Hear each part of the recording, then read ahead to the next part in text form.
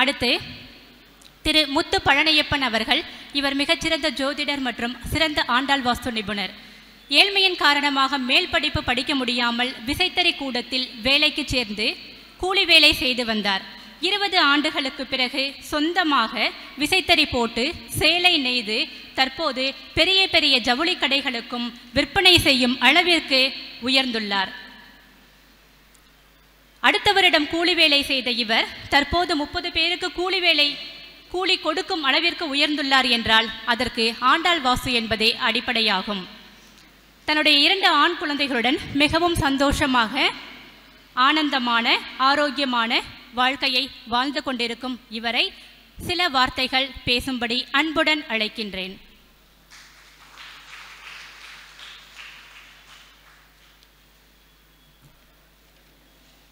நண்பர்கள் அனைவருக்கும் வணக்கம். வாழ்க வளமுடன், வாழ்க நலமுடன். குந்தகுட் மலச்சிரேணி தந்த பங்கிரி விராஜதம் கந்தர்ப்ப கோடி லாவண்யம் வந்த தேகம் பகமாலினி.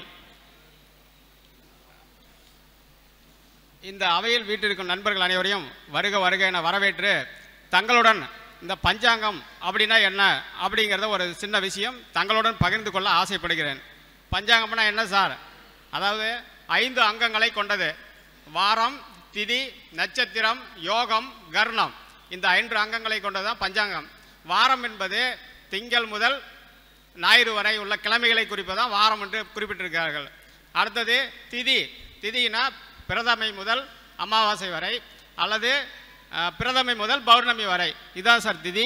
இந்த 15 திதி தான் மாறி மாறி வரும், மல்டிப்ளையாக வரும். அடுத்தது நட்சத்திரம். உங்களுக்கே தெரியும் 27 நட்சத்திரம், அசுவனி முதல் ரேவதி வரை. அடுத்தது யோகம்.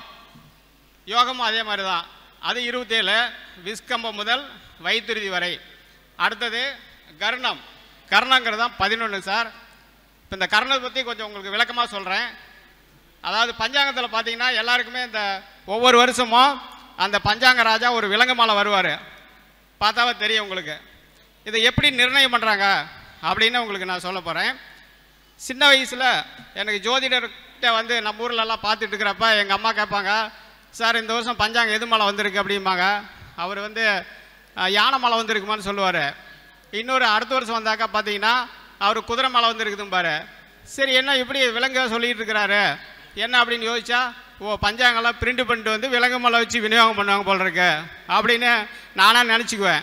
ஆனால் வந்து அஸ்ட்ராலஜி படிக்கும்போது தான் தெரியுது அந்த விலங்குகளை வந்து எப்படி நிர்ணயம் பண்ணுறாங்கன்ட்டு.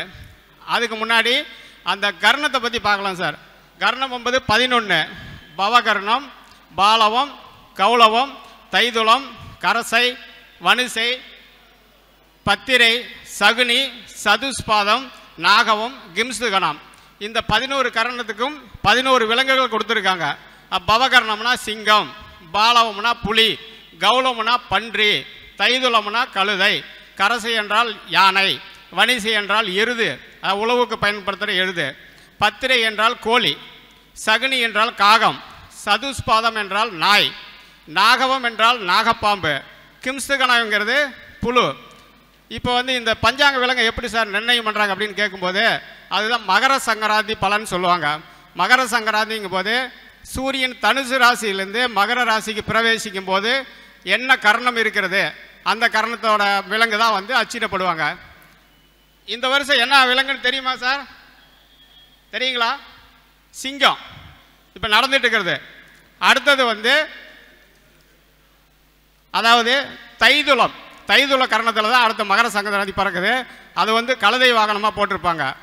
இப்போ இந்த வாகனத்தை வச்சே வந்து இந்த ஆண்டோட மலையை வந்து நிர்ணயம் பண்ணிடுவாங்க.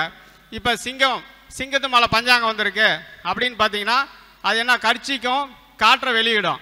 அப்போ அந்த வருஷம் பூரா கரிச்சிக்கிட்டு காற்று தான் வெளியடிச்சுக்கிட்டு தவிர மழை பெரிய அளவுக்கு பெய்யாது. அதே மாதிரி பாலவம், கௌளவம் அப்படின்னு பார்க்கும்போது கௌளவத்து மலை வந்துன்னா அன்றைக்கி மழை நல்லாயிருக்கும். அதனுடைய வாகனம் வந்து பன்றி, எனி டைம் தண்ணியிலே இருக்கும். அடுத்தது தைதுளம். இப்போ வரக்கூடிய அடுத்த ஆண்டுகள் அதாவது விகாரி வருஷம் அது மேலே வந்துருக்கும்போது என்ன பண்ணால் அந்த கழுதை வந்து பொதியெல்லாம் எடுத்துக்கிட்டு ஏரிக்கு கடைசியாக தான் போகும். அப்போ பின்மலை யோகம் அப்படின்னு விவசாயிகளுக்கு ஒரு கணிச்சிட்டு அதுக்கு தகுந்த மாதிரி வந்து விவசாயம் பண்ணுவாங்க. இப்போ இதில் பிறந்தவங்களுக்கு ஒரு தனி திறமை இருக்குது சார். இப்போ பவகரணத்தில் பிறந்திருக்காங்க அப்படின்னா சரியான ஆளுமை திறன் இருக்கும். இவங்க வந்து அடக்கி ஆளக்கூடிய டிபார்ட்மெண்ட்டில் ஒர்க் பண்ணுவாங்க. அடுத்தது பாலவு கரணத்தில் பிறந்தவங்களுக்கு சரியான தைரியசாலியாக இருப்பாங்க.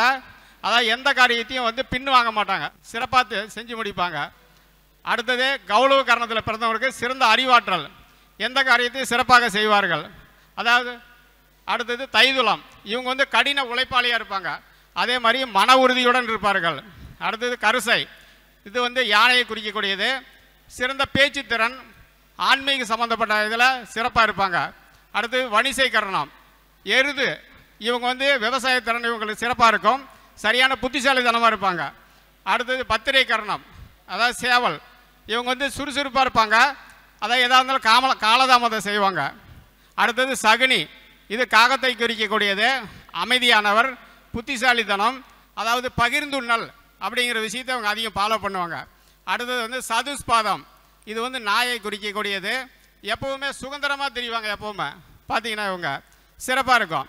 அடுத்தது பார்த்தீங்கன்னா நாகவ கணம், இந்த கரணத்தில் பிறந்தவங்க தான் சார் வந்து ஒவ்வொரு ஊரில் பார்த்தீங்கன்னா இந்த பாம்பை ஈஸியாக பிடிப்பாங்க, அதாவது பாம்பை மயக்கி பிடிக்கக்கூடிய திறன் வந்து இவங்களுக்கு வந்து இயற்கையிலே இருக்குது. இப்போ இவங்க வந்து இந்த சுரங்க தொழில் இதிலெல்லாம் சிறப்பாக இருப்பாங்க. அடுத்தது கிம்ஸ்து கணம், இவங்க வந்து அறிவாற்றல் பெற்றவர்கள். இப்போ நமக்கு தேவையான கர்ணங்கள், அதாவது சுப நிகழ்ச்சிக்கு வீடு கட்டுறோம், திருமணம் பண்ணுறோம், ருதுமங்கல நீராட்டு விழா வைக்கிறோம், இவங்களுக்கெல்லாம் பார்த்தீங்கன்னா பவகர்ணம், பாலவ கர்ணம், கௌரவ கர்ணம், தைதுளை கர்ணம், கரசை கர்ணம், இந்த கர்ணத்தை நம்ம பேஸ் பண்ணும்போது ரொம்ப சிறப்பாக இருக்கும். வாழ்த்துக்கள், மிக்க நன்றி.